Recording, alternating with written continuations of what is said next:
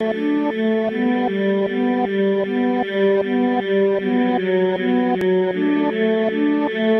daily life we perceive with our five senses is not reality. Quantum physics has shown that space and time are illusions of perception.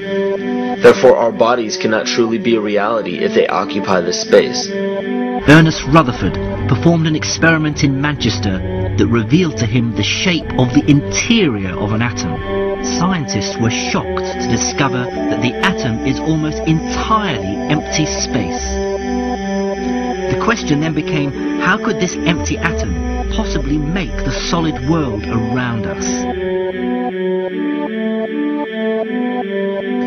Our true consciousness does not exist in our brains or in our bodies.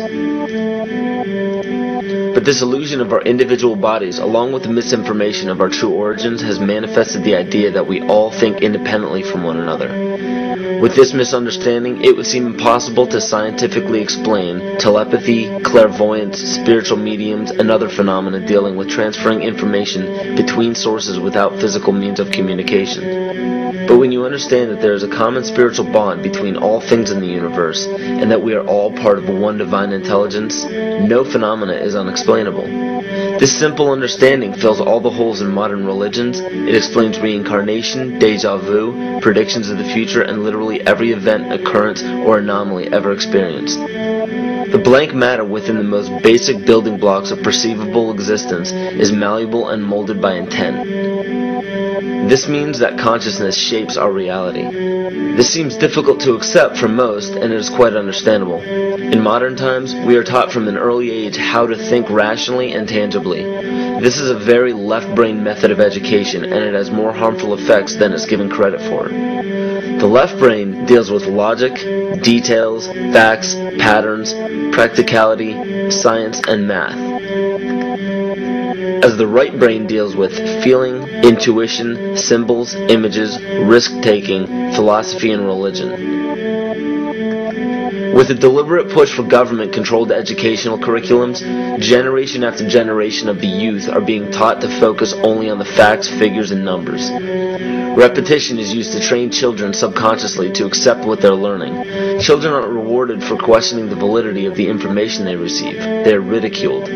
However, the children who blindly accept the information as true and merely regurgitate the information on command when it is time to take a test, those children go on to become the decision makers in our government, law, medicine, business, and every other occupation with power and prestige. The most detrimental effect of being pushed away from holistic thinking with the full brain into a strictly left brain thought is what is known as the suppression of the feminine.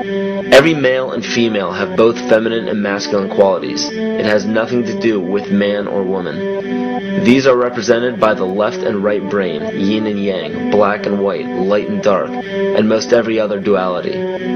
Both are vital to our spiritual and physical health. In ancient Egypt, the female was the rightful heir to the throne. The male she chose to marry became pharaoh.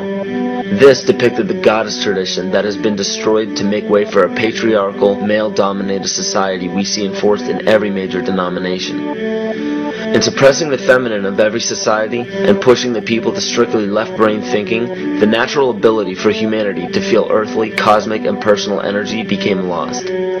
Traditions that were passed on through shamans, witch doctors, magicians, psychics, and seers of all kind became outlawed and ridiculed and given a stigma of something out of a Hollywood movie. Every religion explains that we are children of God and have godliness inside of us. If you erase the anthropomorphized God and understand that God is nothing more than the spiritual web that connects all things, all religious scriptures begin to make much more sense.